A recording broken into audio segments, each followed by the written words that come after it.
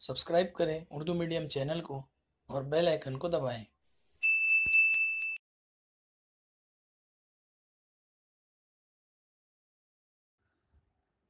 अस्सलाम वालेकुम। आज के लेक्चर में हम 10वीं जमात साइंस 1 के पहले सबक का तीसरा पार्ट करेंगे। इससे पहले के वीडियोस में मैं 2 पार्ट करा चुका हूं, जिसकी लिंक आपको डिस्क्रिप्शन में मिल जाएगी। तो आइए शुरू करते हैं। आज टॉपिक है कमियत और वज़न, मास एंड वेट। कमियत, किसी भी शय की कमियत इसमें मौजूद मादे की मिकदार होती है। शय की कमियत जो है वो शय में मौजूद मादे की मिकदार को कहते हैं। एसआई निज़ाम में इसकी इकाई किलोग्राम है, यानी कमियत को एसआई निज़ाम में किलोग्राम में नापा जाता है। कमियत गैर सिमती मिकदार है। एक ही शय की कमियत हर जगह यकसा होती है। ये बहुत इंपॉर्टेंट है बच्चों, ये आप याद रखिएगा। किसी दूसरे सैयारे पर भी इसकी कीमत तब्दील नहीं होती, यानी कमियत हमेशा मसावी होगी, कहीं पर भी सब जगह एक ही होगी। न्यूटन के पहले कानून के मुताबिक कमियत शय के जमूद की मिकदार की पैमाइश है, यानी कमियत जितनी ज्यादा होगी जमूद भी इतना ही ज्यादा होता है। उसके बाद है वजन। किसी जिस्म को जमीन जिस कुव्वत से कशिश करती है इस कुव्वत को वजन कहते हैं।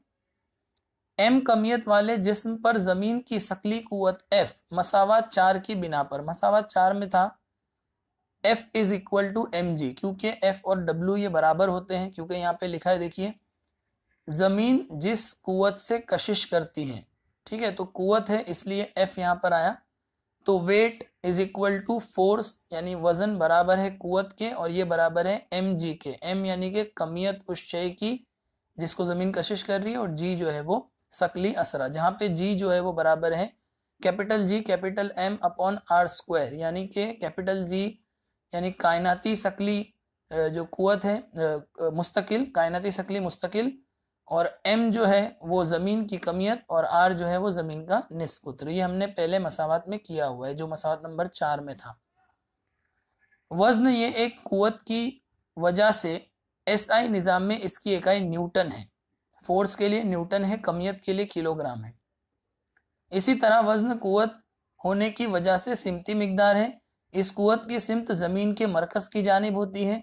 जी की कीमत हर जगह यकसा नहीं होती, इसलिए शय का वज़न भी मुकाम के मुताबिक बदलता है। देखिए, कमियत सब जगह बराबर होगी, चाहे किसी दूसरे सैयारे पर भी क्यों ना चले जाए, लेकिन क्योंकि वज़न पे जी असरअंदाज होता है और जैसे जैसे हम ज़मीन से ऊपर जाते हैं जी कम होता जाता है, यानी मरकज़ से जितना फासला शय का बढ़ेगा उतना जो है वो जी कम होता जाएगा, इसलिए वज़न भी बदलता है, लेकिन इसकी कमियत हर जगह यकसा होती है।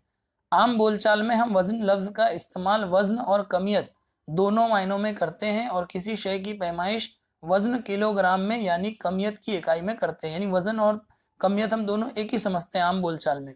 लेकिन जब हम अरफान का वज़न 75 किलोग्राम है ऐसा साइंसी ज़बान में कहते हैं, तब हमारी मुराद अरफान की कमियत है, यानी कमियत की बात हम कर रहे हैं कि 75 किलोग्राम वाले जिस्म पर जितनी सकली कुव्वत अमल करती है इतना अरफान का वज़न है, ऐसा हम अखज़ करते हैं। अरफान की कमियत 75 किलोग्राम होने से ज़मीन पर इसका वज़न F is equal to M G के मुताबिक, m जो है वो 75 है, g की कीमत ज़मीन की सतह पर 9.8 है, तो इसलिए 735 न्यूटन जो है वो अरफान का वज़न होगा। 1 किलो कमियत का वज़न ज़मीन पर 1 into 9.8 is equal to 9.8 newton होता है। यानी अगर आपको ये पता करना है कि ज़मीन पर मेरा वज़न कितना है, तो आप आपके वज़न को 9.8 से मल्टीप्लाई करें, जो भी आएगा वो आपका न्यूटन में ज़मीन पर वज़न होगा। हमारे वज़न की पैमाइश करने वाले आलात हमको कमियत ही बताते हैं। हम जो वज़न करते हैं जिसपे हमें किलोग्राम बताया जाता है, और किलोग्राम जैसा कि हमने देखा कमियत की इकाई है, तो इसलिए ये आलात हमें कमियत बताते हैं। दुकानों में मौजूद मसावी बाजू वाला तराजू वज़नों का और कमियतों का मुआजना करते हैं। अब यहाँ है, आइए दिमाग पर जोर दें। सतह ज़मीन से ऊंचाई पर जाए तो क्या आपका वज़न मुस्तकिल रहेगा? तो अभी हमने पढ़ा कि जी जो है वो ऊंचाई पर जाने पर कम होता है और वज़न पर जी का असर यानी शकली असरे का असर होता है, इसलिए ये मुस्तकिल नहीं रहेगा। तो इसका जवाब बनेगा नहीं, क्योंकि जैसे जैसे हम ऊपर जाएंगे हमारा वज़न भी कम होगा। दूसरा है, फ़र्ज़ कीजिए आप एक ऊंची सीढ़ी पर खड़े हैं, ज़मीन के मरकज़ से आपका फासला 2r हो, तो आपका वज़न कितना होगा? अब ये बच्चों हमको सॉल्व करना पड़ेगा तो पहले हम जाब्ता देखते हैं। जाब्ता यहाँ पे हमने देखा कि W बराबर है mg के। तो आप इसको नोट कीजिए, मैं आपको समझाता हूँ। देखिए किस तरह से लिख सकते हैं। सबसे पहले आप लिखिए weight is equal to mass into gravitational acceleration यानी कि शकली असरा। ये जाब्ता हमने लिखा। अब यहाँ पे देखिए जी जो है वो किसके बराबर है, capital G capital M upon R square. तो आप दूसरा स्टेप ऐसे लिखिए कि W is equal to M ऐसे ही रहने दीजिए इंटू जी, जी की जगह पे ये कीमत हम रख देंगे, ठीक है। अब m इससे ज़र्ब कर रहा है तो तीसरे स्टेप में हम ऐसा लिखेंगे W is equal to G capital M small m upon R square, ठीक है। अब हम जानते हैं कि capital G capital M small m upon R square जो है उसकी कीमत जो है वो W के बराबर है, क्योंकि वो G के बराबर होता है। तो इसलिए हम उसको ऐसे लिखेंगे, 2 गुना हमको करने बोल रहा है। देखिए R की कुव्वत हमको वो 2 गुना करने बोल रहा है। मैं एक बार आपको फिर से स्टेप बता देता हूं ताकि कंफ्यूजन ना हो। सबसे पहले आप ऐसा लिखिए W is equal to M G, फिर उसके बाद दूसरे पॉइंट में W is equal to M into G की जगह पे ये कीमत रख दीजिए। फिर तीसरे स्टेप में हमको क्या बोला है उसने कि मरकज से आपका फासला 2r हो जाए, यानी ये जो r स्क्वायर है ये 2r स्क्वायर करना है। तो आप तीसरा स्टेप ऐसा लिखिए W is equal to capital G capital M और ये स्मॉल m इससे मल्टीप्लाई कर रहा है तो यहाँ पे लिख दीजिए स्मॉल m अपॉन 2r का होल स्क्वायर। 2r का होल स्क्वायर आपको करना है। फिर उसके बाद आपका अगला स्टेप बनेगा W इज इक्वल टू, ऊपर कोई भी चेंजेस नहीं आएगी, capital G capital M small m upon 2 का मुरब्बा हो जाएगा 4, तो जवाब आएगा 4r स्क्वायर, ठीक है। 4r स्क्वायर आ जाएगा। अब हम ये जानते हैं कि कैपिटल जी कैपिटल M और small m upon R square ये जो है वो असल में f की ही कीमत है। देखिए यहाँ ऊपर हमने हल किया है, देखिए मैं आपको बताता हूँ। ये देखिए capital G capital M small m upon R square, ठीक है। तो ये जो है वो किसकी कीमत है, असल में ये हम जमीन से जा रहे हैं इसलिए कैपिटल R लिया हुआ है, जमीन का निस्बत लिया हुआ है। तो इसकी जगह पे हम f, और f जो है वो किसके बराबर है W, तो हम W लिख सकते हैं। तो ऊपर आ जाएगा W और नीचे बचेगा सिर्फ 4। तो इसका मतलब ये हुआ सवाल के मुताबिक कि आप एक ऊंची सीढ़ी पर खड़े हो और जमीन के मरकज से आपका फासला 2r हो, तो आपका वजन जो है वो 1/4 हो जाएगा। 1/4 मतलब 1/4 हो जाएगा, क्योंकि नीचे 4 आ रहा है। तो यहाँ जवाब बनेगा वेट W/4। तो जवाब आएगा W is equal to W/4, यानी आपका जो वजन है वो 1/4 हो जाएगा। अब ये हल करदा मिसाल है, इसके लिए मैं वीडियो बनाऊंगा आगे। यहाँ देखिए लिखा है चांद पर किसी शय का वजन जमीन पर इसके वजन का 1/6 गुना होता है। इसका क्या मतलब है कि अगर आप अपने वजन को 1/6 से ज़र्ब करते हैं तो जो भी जवाब आएगा वो आपका चांद पे वजन होगा। मसलन अगर समझिए जमीन पे आपका वजन 60 किलो है तो आप उसको 60 ज़र्ब 1/6 करेंगे तो जवाब आएगा 10। तो मतलब चांद पे आपका वजन जो है वो 10 किलो हो जाएगा, ऐसा है। चांद पर किसी शय का वजन mgm, ये gm का मतलब है चांद का शकली असरा, ऐसा लिख सकते हैं। यानी चांद पर असरा जमीन के असरे का 1/6 गुना होता है। अब है क्या आप जानते हैं शकली लहरें। पानी में पत्थर फेंकने से इस पर लहरें तैयार होती है। इसी तरह आपने देखा होगा कि धागे के दोनों सिरे पकड़कर हिलाने से इस पर भी लहरें पैदा होती हैं। नूर भी एक किस्म की लहर है, इसको बरकी मकनातीसी लहरें कहते हैं। गामा शुआएं, एक्स शुआएं यानी एक्स रेज, बाला बनफशी शुआएं यूवीआर अल्ट्रा वायलेट रेज, जीरी सुर्ख शुआएं यानी इंफ्रारेड रेज, माइक्रोवेव और रेडियो लहरें, ये सब बरकी मकनातीसी लहरों के मुख्तलिफ अकसाम हैं। फल्की अजसाम, फल्की अजसाम का मतलब होता है एस्ट्रोनॉमिकल ऑब्जेक्ट्स। ये फल्की अजसाम जो है ये लहरें खारिज करते हैं और हम अपने मखसूस आलात की मदद से इन्हें हासिल करते हैं। कायनात के मुतालिक हमको तमाम मालूमात इन लहरों की वजह से ही हासिल हुई है। शकली लहरें बिल्कुल मुख्तलिफ किस्म की लहरें हैं, इनको खलाई मवासिलाती लहरें कहा गया है।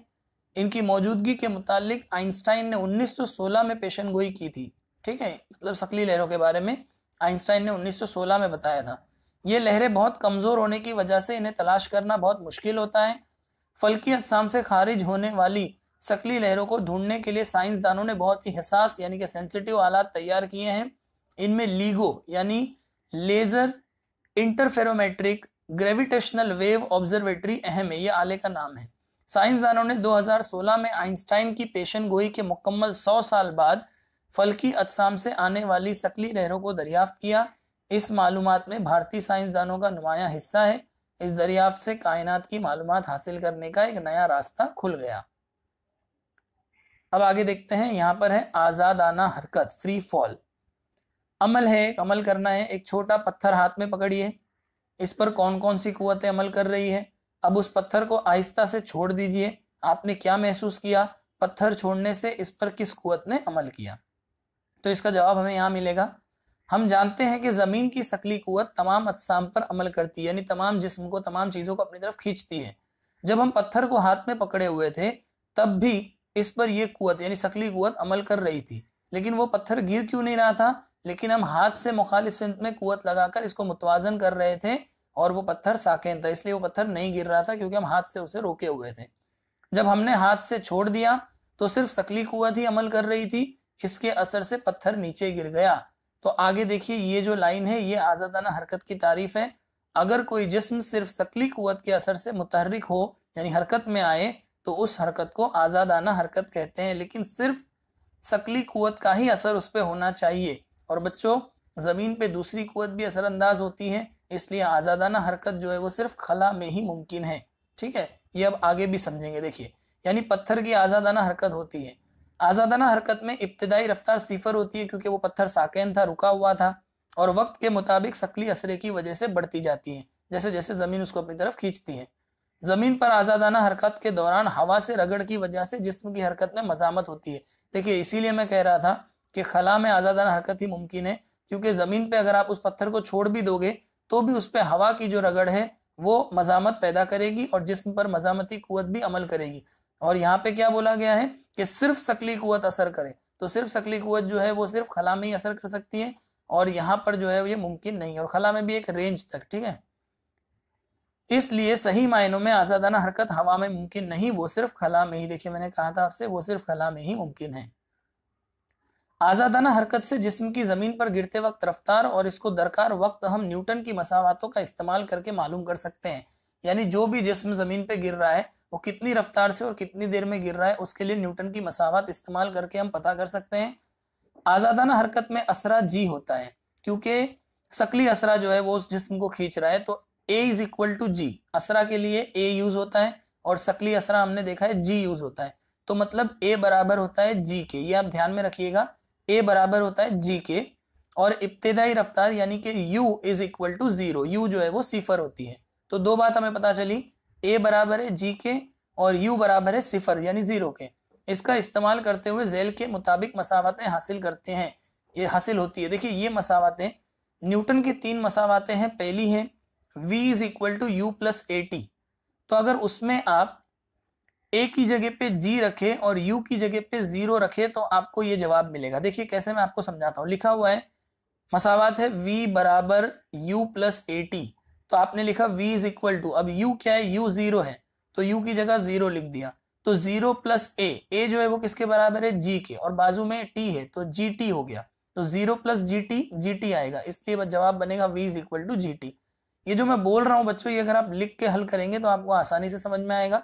चूंकि मैं यहाँ स्क्रीन पे लिख नहीं सकता, इस वजह से मैं आपको बोल के समझा रहा हूँ। इंशाल्लाह आइंदा लेक्चर्स में मैं कोशिश करूंगा कि कोई सॉफ्टवेयर की मदद से मैं स्क्रीन पे लिख सकूं। उसके बाद दूसरी मसावात है न्यूटन की, जिससे हमें ये जवाब मिलेगा। मसावात है s is equal to u t plus half a t square. वापिस बोलता हूँ, s is equal to u t plus half a t square. अब देखिए, s बराबर है u की कीमत है जीरो और u जो है वो t से ज़र्ब कर रहा है, तो जीरो ज़र्ब t जीरो हो गया। अब प्लस हाफ का हाफ ऐसे ही रहा, और a की जगह पे आपने g लिख देना है, t स्क्वायर का t स्क्वायर ऐसे ही रहा, तो जवाब आ जाएगा s is equal to zero plus half g t square. तो मतलब जीरो का वो कुछ मतलब नहीं होता, इसलिए ये मसावत आपको मिल जाएगी। और न्यूटन की तीसरी मसावत है v square is equal to u square plus 2as। तो v स्क्वायर ऐसे ही है और u स्क्वायर जो है वो जीरो का स्क्वायर जीरो हो जाता है, इसलिए उसको गिनेंगे नहीं, और 2 और a की जगह पे आ जाएगा gs, तो ये आपको जवाब मिल जाएगा।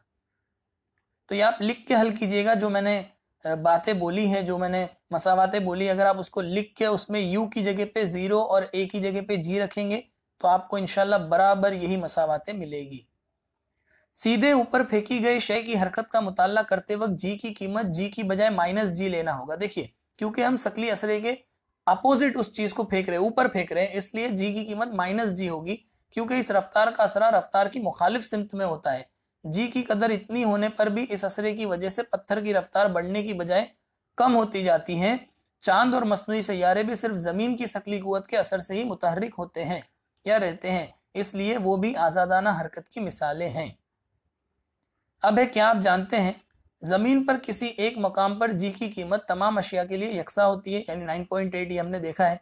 इसलिए कोई भी दो अशिया एक ही बुलंदी से छोड़ने पर एक ही वक्त जमीन पे पहुंचती है। कोई भी दो अशिया आप सेम बुलंदी से छोड़िए तो वो एक ही वक्त पे जमीन पे पहुंचेगी। लेकिन इसमें एक सोचने वाली बात यह है कि कोई एक अशिया का वजन ज्यादा हुआ और दूसरे का कम हुआ तो वजन वाली जल्दी गिरेगी। तो उसके लिए भी देखिए आगे कैसे बोला है, इनकी कमियत या दिगर कोई भी खुसूसियत इस वक्फे पर असरअंदाज नहीं होगी। यानी मैंने बताया ना, वजन हल्का या फिर ज्यादा ये चीज मायने नहीं रखती है। ऐसा क्यों होता है? ऐसा कहा जाता है कि गैलीलियो ने तकरीबन 1590 में इटली के पिज़ा शहर में एक तजुर्बा करके ये साबित किया, एक झुके हुए मीनार से दो अलग अलग कमियत की गेंदें एक ही वक्त में नीचे छोड़ दी गई, तब वो एक ही वक्त में जमीन पे गिरी। ठीक है, एक ही वक्त पे वो गिरी थी और दोनों की कमियत अलग अलग थी। हम एक वजनी पत्थर और एक पर अगर ऊंचाई से एक ही वक्त में छोड़े तब वो एक ही वक्त में जमीन पे पहुंचते हुए दिखाई नहीं देते। जाहिर है पत्थर जल्दी आएगा, तो हवा की मजामती कुव्वत की वजह से पर हवा में उड़ता हुआ आहिस्ता आहिस्ता नीचे आता है। जैसा कि हमने पहले पढ़ा कि अगर सिर्फ शकली असरा जो है उसकी वजह से अगर कोई चीज जमीन पे आ रही है तो वो आजाद हरकत है। अब यहाँ तो हवा की मजामती कुव्वत उस पर असरअंदाज हो गई, तो यहाँ पे आजाद हरकत तो हुई नहीं। ठीक है, तो इसीलिए यहाँ पे बोल रहा है कि मजामती कुव्वत की वजह से पर हवा में उड़ता हुआ आहिस्ता आहिस्ता नीचे आता है और जमीन पे देर से पहुंचता है। हवा की वजह से पत्थर पर अमल होने वाली कुव्वत इसके वजन से कम होती है। पत्थर ज्यादा वजनी होता है, कुव्वत कम होती है और पत्थर की हरकत पे कम असरअंदाज होती है। इसके बावजूद साइंसदानों ने यह तजुर्बा खला या हवा की गैर मौजूदगी में करके साबित किया। जहां पे खला हो या जहां हवा की गैर मौजूदगी हो वहां पर पत्थर और पर दोनों अशिया एक ही वक्त में जमीन पे पहुंचती है। ठीक है, तो आजाद हरकत के लिए ये शर्त है बच्चों जो यहाँ तारीफ में है कि सिर्फ शकली कुव्वत का असर होना चाहिए। शकली कुव्वत का, शकली असरा कहा था मैंने, सॉरी वो शकली कुव्वत होगा, तो शकली कुव्वत का असर होगा तो वह आजाद हरकत है। चलिए अब ये मिसाल है, इसके लिए मैं वीडियो बनाऊंगा इंशाल्लाह। आइए दिमाग पर जोर दे। न्यूटन के शकली कशिश के कानून के मुताबिक ज्यादा कमियत वाले अजसाम पर जमीन की शकली कुव्वत ज्यादा होती है, तब वो जिस्म कम कमियत वाले जिस्म से ज्यादा रफ्तार से क्यों नहीं गिरता है? तो इसका सिंपल जवाब यह है बच्चों कि जो जाब्ता है, हमने देखा है कि जो वजन का जाब्ता है वो है, सॉरी शकली असरे का जो जाब्ता है वो है G is equal to capital G capital M upon R square. देखिए मैं आपको दिखाता हूं, देखिए यहां पर जाब्ता है 6 में, मसावत नंबर 6 में शकली असरा बराबर है कैपिटल G यानी कि कायनाती मुस्तकिल, शकली कायनाती मुस्तकिल, कैपिटल M यानी जमीन की कमियत और कैपिटल R यानी जमीन का निस्फ कुत्र का मुरब्बा। ठीक है, उसके माकूस तनासुब में है ये शकली असरा। तो यहां पर अगर आप देखोगे तो इधर पे जिस्म की कमियत का कोई लेना देना ही नहीं है, यानी स्मॉल m की बात चल रही है। मसावत 6 के मुताबिक शकली असरे में किसी भी जिस्म की कमियत से कोई ताल्लुक होता ही नहीं है। इसलिए इस सवाल का जवाब जो है वो ऐसे बनेगा कि देखिए यहाँ पे सवाल क्या पूछा था आपको कि जिस्म कम कमियत वाले जिस्म से ज्यादा रफ्तार से क्यों नहीं गिरता? क्योंकि जिस्म की कमियत का असर जो है वो शकली असरे में होता ही नहीं है, यानी कि शकली असरे में जिस्म की कमियत को गिना ही नहीं जाता, जमीन की कमियत को गिना जाता है, इस वजह से। अब है शकली तवानाई बिलकवा। गुज़िश्ता जमात में आपने तवानाई बिलकवा के मुतालिक सीखा है। शय की मखसूस हालत या मकाम की वजह से इसमें जो तवानाई जमा होती है इसे तवानाई बिलकवा कहते हैं, ये हम जानते हैं। ये तवानाई निस्बती होती है और सतह से शय की ऊंचाई बढ़ाने पर वो बढ़ती है। हम जानते हैं कि m कमियत वाले और जमीन की सतह से h बुलंदी यानी हाइट पर मौजूद शय की शकली तवानाई बिलकवा mgh होती है और सतह जमीन पर वो सिफर हो जाती है। तवानाई बिलकवा सतह जमीन पर सिफर हो जाती है। h की कीमत जमीन के निस्फ कुत्र के मुकाबले बहुत कम हो तो हम g की कीमत को मुस्तकिल मान सकते हैं और ऊपर दिया गया जाब्ता mgh इस्तेमाल कर सकते हैं। लेकिन h की कीमत ज्यादा होने पर, यानी बहुत ज्यादा हाइट हो गई, g की कीमत बुलंदी के मुताबिक कम होगी। तो हमने ये पढ़ा है कि जितना मरकज से फासला बढ़ेगा शय का जितना ऊंचाई पे जाएगा उतनी जी कम होगी, जी जो है वो कम होगी। शय जमीन से लामहदूद फासले पर हो तो जी की कीमत 0 होती है और शय पर जमीन की शकली कुव्वत असर नहीं करती, इसलिए वहां शय की शकली तवानाई बिलकवा भी 0 मानना ज्यादा मुनासिब होता है। अगर फासला इससे भी कम हो तो तवानाई बिलकवा 0 से कम यानी मनफी रहती है, यानी माइनस में हो जाती है। शय जमीन की सतह से एच बुलंदी पर हो तो इसकी शकली तवानाई बिलकवा minus capital G capital M into small M upon R plus H होगी। यहाँ एम और आर बिलतरतीब, एम जो है वो जमीन की कमियत और आर जो है वो निस्कुत्र है। अब गुरेज शकली रफ्तार एस्केप वेलोसिटी कहते हैं, मतलब ये कि जो कोई शय जो है, कोई जिस्म जो है वो इतनी रफ्तार से ऊपर फेंका जाए कि वो शकली कुव्वत के असर से ही बाहर आजाद हो जाए, तो वो गुरेज शकली कुव्वत एस्केप वेलोसिटी कहलाती है। आप जानते हैं कि गेंद ऊपर फेंकने पर इसकी रफ्तार कम होती जाती है। ये जमीन की शकली कशिश की वजह से होता है और एक मखसूस बुलंदी पर जाकर इसकी रफ्तार 0 हो जाती है और वो वहां से नीचे गिरने लगती है। इसकी ज्यादा से ज्यादा बुलंदी इसकी इब्तिदाई रफ्तार पर मुनस्सिर होती है, मतलब जितना जोर से आप उसको ऊपर फेंकोगे वो उतना ऊपर जाएगी। तो न्यूटन की तीसरी मसावत क्या है जो मैंने अभी आपको बोली थी, देखिए वो यहाँ लिखी हुई है, v² is equal to u² plus 2s, जहाँ पे v² आखिरी रफ्तार है जो कि 0 हो जाती है और a जो है वो माइनस जी। देखिए a बराबर है g के, क्योंकि शकली असरा असर कर रहा है इसलिए असरा की जगह शकली असरा लेंगे तो वो g होता है, और माइनस जी क्यों लिया, क्योंकि गेंद को हम ऊपर की तरफ फेंक रहे हैं, ठीक है, इसलिए माइनस जी है। तो v की जगह पे 0 लिखे और u² का u² ऐसे ही, 2 का 2 ऐसे ही, a की जगह पे माइनस जी और s का s ऐसे ही। अब आप क्या करेंगे, तो ये u यहाँ पे प्लस में है, u² यहाँ आके माइनस u² हो जाएगा, ये प्लस माइनस माइनस 2gs हो जाएगा, तो ये माइनस कट गया तो आपके पास बचेगा u² is equal to 2gs। अब ये 2gs यहाँ पे s के साथ ज़र्ब कर रहा है, यहाँ आएगा तो तकसीम में आ जाएगा, तो आपको जवाब मिलेगा s बराबर है u² अपॉन 2g के। इसलिए गेंद की इब्तिदाई रफ्तार जितनी ज्यादा होगी गेंद उतनी ज्यादा बुलंदी पर जाएगी। मतलब अगर आपको कोई शय बहुत ऊपर फेंकना है तो आपको इब्तिदाई रफ्तार ज्यादा लगानी पड़ेगी, यानी इब्तिदाई रफ्तार जितनी ज्यादा होगी गेंद इतना ही ज्यादा जमीन की कशिश का मुकाबला कर सकती है और इतनी ही ज्यादा ऊंचाई पर जा सकती है। जैसा कि आपने ऊपर देखा, जी की कीमत सतह जमीन से ऊंचाई के मुताबिक कम होती जाती है, इसलिए ऊंचाई पर जाने के बाद गेंद पर शकली कशिश कम होती है। जितना ऊंची चीज जाएगी शकली कशिश उस पर कम लगेगी।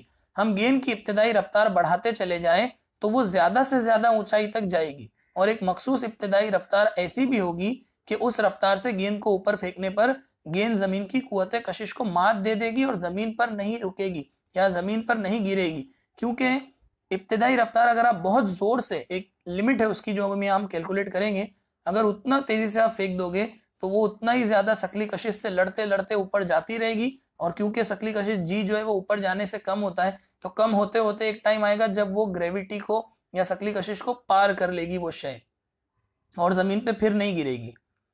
तो इब्तिदाई रफ्तार की इस मखसूस कीमत को गुरेज रफ्तार कहते हैं। यही है एस्केप वेलोसिटी, यानी स्टार्टिंग में इतना तेज फेंकना कि वो शय बाहर चले जाए, क्योंकि इस रफ्तार से फेंकी हुई शय जमीन की शकली कशिश से आजाद हो सकती है।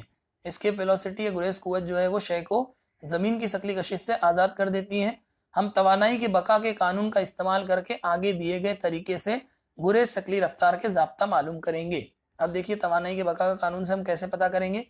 इब्तिदाई रफ्तार गुरेज शकली रफ्तार के मसावी होने पर शय जमीनी सतह से सीधा ऊपर जाने पर जमीन की शकली कशिश से आजाद हो जाती है। शकली कशिश की कुव्वत फासले के मुरब्बे के माकूस तनासुब में होती है, ये तो हमने पढ़ा ही है। जी इज इक्वल टू, अभी हमने ज़ाब्ता पढ़ा, अपॉन में r² होता है, तो फासले के मुरब्बे के माकूस तनासुब में हो गया वो कुव्वत लामहदूद फासले पर ही 0 हो जाती है, यानी शय को इस कुव्वत से आज़ाद होने के लिए लामहदूद फासले पर जाना ज़रूरी है, यानी शय लामहदूद फासले पर जाकर साकैन हो जाएगी, क्योंकि अब उसको कोई कुव्वत कशिश नहीं करेगी तो वहाँ रुक जाएगी। तो देखिए m कमियत वाले जिस्म की कुल तवानाई पहले सतह जमीन पर तवानाई बिल हरकत है ½ mv², एस्केप वेलोसिटी है इसलिए ESC एस्केप लिखा है, यहाँ पे गुरेज शकली कुव्वत की बात चल रही है, और तवानाई बिल कवा जो है वो माइनस में होगा क्योंकि शक्ल जो चीज है वो ऊपर जा रही है, तो minus capital G capital M into M upon R। अब यहाँ पे हम लोग E1 यानी कुल तवानाई मालूम करेंगे जिसमें तवानाई बिल हरकत और तवानाई बिल कवा को जमा करेंगे। तो तवानाई बिल हरकत है ½ mv² एस्केप वेलोसिटी का, माइनस ये वाला जो GM, देखिए प्लस है और ये माइनस है, तो प्लस माइनस माइनस हो गया, इसलिए यहाँ माइनस लिखा है और ये ज़ाब्ता हमने यहाँ लिख दिया। तो ये हो गया सतह जमीन पर। अब लामहदूद फासले पर तवानाई बिल हरकत 0, क्योंकि शय जो है वो साकिन हो गई, और तवानाई बिल कवा जो है वो capital G capital M into M upon infinity, लामहदूद फासला है, तो जब नीचे इंफिनिटी होता है तो 0 हो जाता है, जवाब ये हम जानते हैं। तो अगर इन दोनों को जमा किया जाए तो E2 यानी सेकेंड एनर्जी हमें जो एनर्जी 2 जो है वो हमें 0 मिलेगी। तो अब तवानाई का बकाया कानून कहता है E1 बराबर होता है E2 के, तो E1 बराबर E2, तो E1 हमारे पास है half mv square minus capital G capital M into M upon R, तो ये मैंने यहाँ लिख दिया, और E2 बराबर है 0 के, तो ये मैंने 0 यहाँ लिख दिया। अब ये माइनस था, यहाँ पर आके हो गया प्लस, और ये जो 2 था ये यहाँ पे डिवाइड में था, यहाँ जाके हो गया मल्टीप्लाई, और M से ये M क्या हो गया, कट गया, तो हमें मिला v स्क्वायर इन स्केप वेलोसिटी का स्क्वायर इज इक्वल टू, ये 2 यहाँ चले गया, तो ये माइनस से यहाँ पे आके प्लस हो चुका है, इसलिए 2 और ये m कट गया है, तो gm और नीचे r। अब मैं अगर इसको स्क्वायर रूट करूं यानी कि जज़रुल मुरब्बा करूं तो ये यहाँ पे अंडर रूट आ जाएगा, तो अंडर रूट हो गया 2gm अपॉन r। अब देखिए बच्चों यहाँ पे ऊपर नीचे हम अगर कैपिटल R से मल्टीप्लाई करें तो हमें क्या मिलेगा, हमें मिलेगा 2gmr upon r square. Capital R से ऊपर नीचे मैंने ज़र्ब और तकसीम किया तो मुझे मिलेगा 2gmr upon r into r, r का स्क्वायर, और हमने ज़ाब्ते में पढ़ा है कि gm r upon r square जो है वो बराबर होता है g के, स्मॉल g के। देखिए मैं फिर बता देता हूं अगर आप लोग को याद नहीं हो तो। देखिए यहां पर हमने देखा था, देखिए gm upon r square, gm upon r square बराबर होता है स्मॉल g के मसावा 6 की निस्बत से, तो इसलिए हम लोग इसको ऐसे लिखेंगे gm अपॉन r स्क्वायर हो गया यहाँ पे, तो इसकी जगह मैंने g लिख दिया, और क्योंकि यहाँ gm के साथ r मल्टीप्लाई कर रहा था तो ये r यहाँ पे बच गया। अब 2 ऐसे ही लिखिए, शकली असरे की जो है वो 9.8 कीमत है, और जमीन का जो निस्फ कुतरा है वो 6.4 इंटू 10⁻6 है। जब इसको पूरा हल करेंगे तो जवाब मिलेगा 11.2 किलोमीटर पर सेकेंड, यानी जो गुरेज शकली कुव्वत है वो अगर इतनी हो, यानी 1 सेकंड में आपने जिस शय को फेंका है अगर उसको इस रफ्तार से फेंको कि वो 1 सेकंड में 11.2 किलोमीटर की रफ्तार से जाए, तो फिर वो शकली कशिश से क्या हो जाएगी, बाहर निकल जाएगी। चांद या दूसरे सैयारों पर भेजे जाने वाले खलाई तैयारों की इब्तिदाई रफ्तार गुरेज रफ्तार से ज्यादा होना जरूरी है, जिससे वो तैयारा जमीन की शकली कशिश को उबूर करके यानी पार करके दिगर सैयारों तक पहुंच सकते हैं। तो इसलिए यहाँ पे बताया कि हमारी जमीन पे जो है वो शकली गुरेज कुव्वत 11.2 किलोमीटर पर सेकेंड है, यानी कोई भी शय अगर आप स्टार्टिंग में 11.2 किलोमीटर पर सेकेंड, एक सेकेंड में 11 किलोमीटर से ज्यादा 11.2 इस किलोमीटर रफ्तार से अगर आप फेंकते हो तो आपकी वो शय दोबारा जमीन पर नहीं गिरेगी बल्कि बाहर चली जाएगी जमीन की कुव्वत कशिश से। क्या आप जानते हैं खला में अदम तवाजन की कैफियत? खलाई तैयारे के, यहाँ पे ये बच्चों हल करदा मिसाल है, इसके लिए मैं अलग से वीडियो बनाने वाला हूँ, मैं बार बार कह रहा हूँ इसलिए मैं यहाँ नहीं करा रहा आपको। खला में अदम तवाजन की कैफियत, खलाई तैयारे के मुसाफिर और अशिया तैरते हुए दिखाई देते हैं, इसकी क्या वजह है? खलाई तैयारे जमीन से ऊंचाई पर हो तब भी जी की कीमत 0 नहीं होती, मतलब उस पर शकली असरा असर करता है। खलाई स्टेशन पर जी की कीमत सतह जमीन की कीमत के मुकाबले 11% कम, यानी जितना शकली असरा जमीन पर है उसका 11% ऊपर कम हो जाती है वो। इसलिए खलाई तैयारे की बुलंदी बेवजनी की वजह से नहीं है, बल्कि इनकी ये बेवजनी की कैफियत इनके और खलाई जहाज की आज़ाद हरकत की वजह से है। आज़ाद हरकत की वजह से वो हमें तैरता हुआ नजर आता है, वो चीज़ ऐसा लगता है तैर रही है वो चीज़। तैयारे के मदार में रफ्तार की वजह से वो हकीकतन ज़मीन पर नहीं गिरता, तैयारा अपनी मदार पर भी हरकत करता है, तब भी इन पर शकली कुव्वत का अमल होने से वो आज़ाद हरकत ही करते हैं।